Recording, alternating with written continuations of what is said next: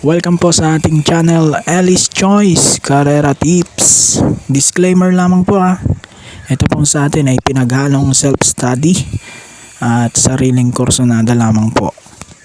May 3, 2024, araw tayo ng Biyernes. 7 races pa rin ang naka-line up natin. 5:30 PM start time. At meron tayong winner take all carry over amounting to 2.35 million pesos.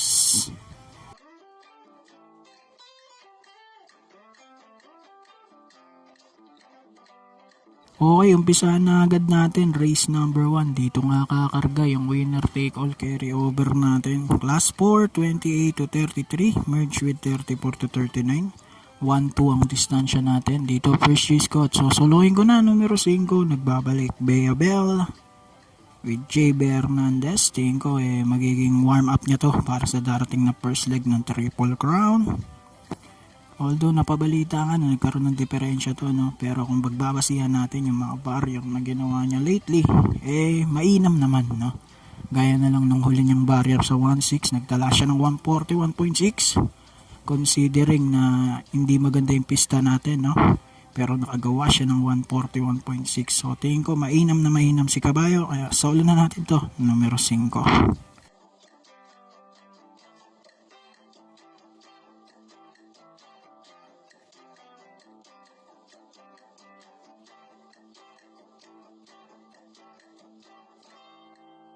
Lipat na tayo, race number 2. Start naman ang ating pick 6, class 5. 5 non-placers, 1200 meters distansya natin dito. First race ko, numero 3, Manlot Island with CB Ardonia. Galing sa 5 placers to, pero tatlong dikit na takbo niya puro kulelat siya. Pero alam naman natin, basta kabayong Rabano, di kalapit lang to pag gusto may panalo kayang kaya. Panigundo natin, nagbabalik 5, Sayaw Kikay with Noel C. Lunar, at sasama ko yung numero 8, Speedy We Go with JR De Ocampo. So 3-5-8 ako rito para sa race number 2.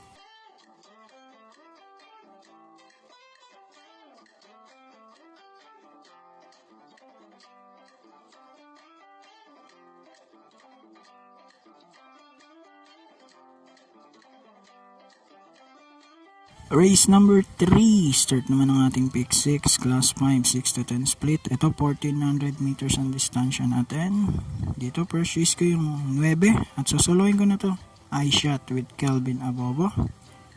Dahil alam naman natin 1 po ang distansya, so kayang-kayang makarematin ito. Ang ganda pa ng pwesto, nasa kalabas-labasan siya, kaya solo na po numero 9.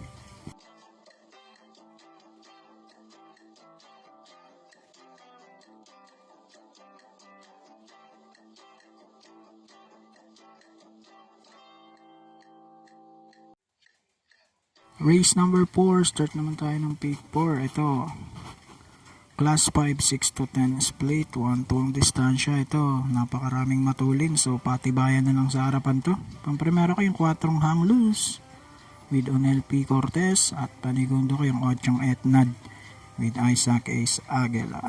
4-8 para sa race 4.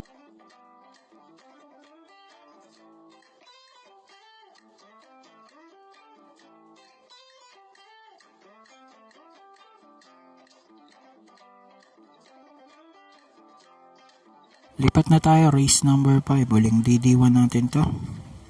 Class 5, 11 to 15 split, 1400 meters. Pamprimera, numero 8, Isla Puting Bato with JT Pabilik. Panigundo natin yung 4 Mandatum with RC Suson. Parehong bagong babato sa 11 to 15 split. So 8-4 tayo rito, race number 5.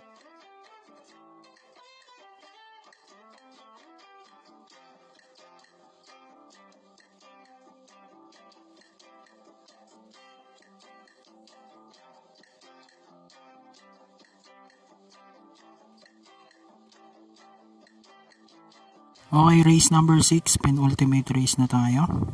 Class 5, 5 split, mga placers, 1400 meters. Dito ko kontrahin ko muna si Glenda's Magic. Dahil tingin ko maraming lulutya. Andiyan yung one for the road. Within reach, bagong baba rin to. Jumbo. Andiyan din yung Queensland na bagong baba rin. So, lalagay ako sa Dirimate. Numero 7, yung Signature Whiskey with JD Flores at 9 Adorable Pilesa with Charles Reyes. So, 7 at 9 ako rito, race 6.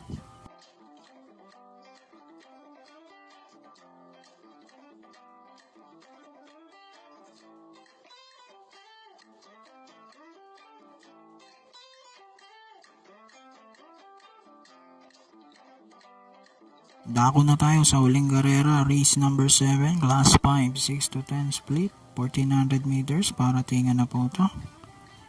Pampremero ko yung 11 Sirsha with Isaac Ace Aguila. And then panigundo ko yung 9 7 of Diamonds with Kelvin Abobo. At isasama ko yung numero 1 Beatrius with Jackie Rico Suson. So 11, 9, and 1 tayo para sa ating race number 7. So good luck po. Happy racing. God bless. Kung sasabay kayo sa ating mga pili, 144 lang magiging pauna natin sa winner take all. So good luck po. Mabuhay po kayo.